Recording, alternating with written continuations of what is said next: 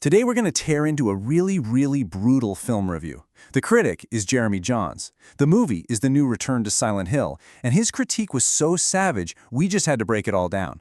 So let's get into exactly what went so horribly wrong. So this is how Jahns kicks off his review.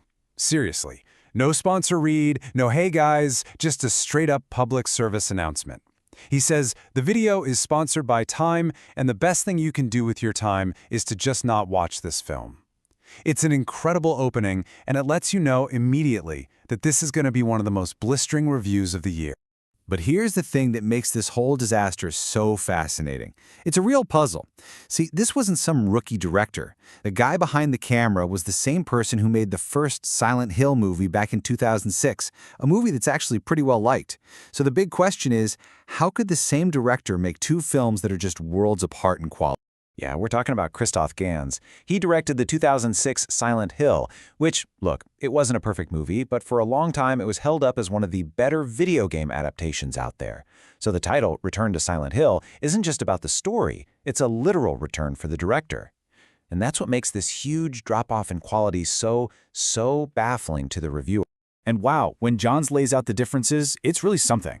He points out the original was shot on actual 35mm film, and he argues that it helped blend the practical effects in the CGI way better. It had problems for sure, but he says it was an enjoyable mystery you could actually follow. The new one, he says it was shot on digital, looks cheap, has a story that makes no sense, and has zero tension. He actually says that compared to this new movie, the 2006 film is like Silence of the Lambs. Okay, so this brings us to the first big category of problems Jahns had with the movie. The technical side of things.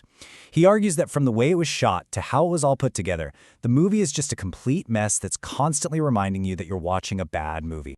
He gets really specific here. He says the digital look just makes the CGI pop out in the worst way, calling it cartoonish. He felt like he could always tell when they were using a green screen. The whole thing just added up to a really cheap look, like, in his words, a fan film. He just couldn't believe that a movie made almost 2 decades ago looked better than this new one. And it's not just the visuals. The editing is where he really lets loose. He doesn't pull any punches at all. He just straight up calls it a complete and total editing clusterfuck. We're not talking about a few weird cuts here and there. He's talking about a fundamental breakdown in how the movie was assembled. I mean, it got so bad, Jahns actually joked that he was half convinced the editor was asleep while stitching this thing together. That's the kind of mess we're dealing with. A movie that feels like it wasn't just poorly edited, but maybe not edited with any conscious thought whatsoever. And, when your editing is that much of a disaster, it's no surprise that the story itself just completely falls apart. When you break the basic language of how movies are supposed to flow, you just leave the audience totally and completely lost.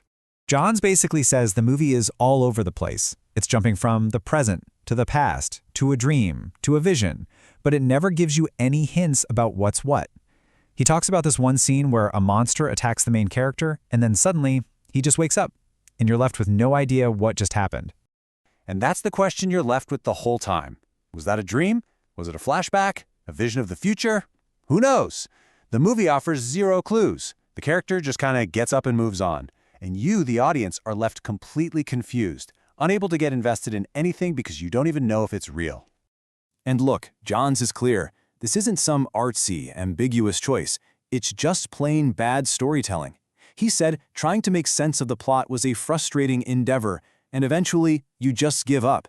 You get the feeling the people who made the movie didn't even know how it all was supposed to fit together. But for Jahns, all of that, the bad CGI, the terrible editing, the confusing plot, all of it pales in comparison to what he sees as the movie's biggest crime. It's a total failure as an adaptation. See, this movie is supposed to be based on Silent Hill 2, which is easily one of the most beloved and complex video games ever made. You want to know how bad it got? Jahns, who admits he's not a huge Silent Hill gamer, actually had to stop the movie and Google the plot of the video game just to figure out what was supposed to be happening on screen. I mean, that right there tells you everything you need to know about how well this movie tells its story. And what he found when he Googled it, wow, the difference is just night and day. In the movie, the character relationships are totally unclear. He said he never even realized the main characters were supposed to be married. The famous monsters just show up. But in the game, the story is this deep, psychological tragedy about a man's guilt.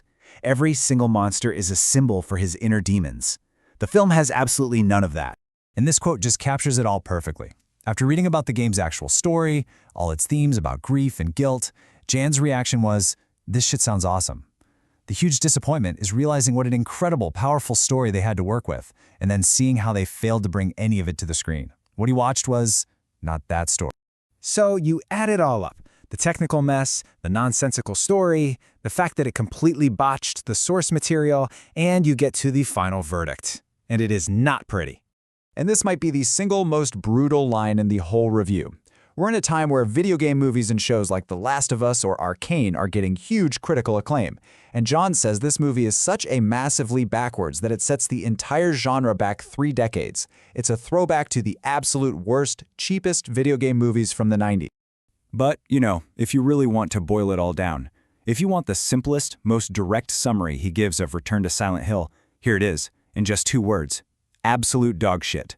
It really doesn't get more direct than that.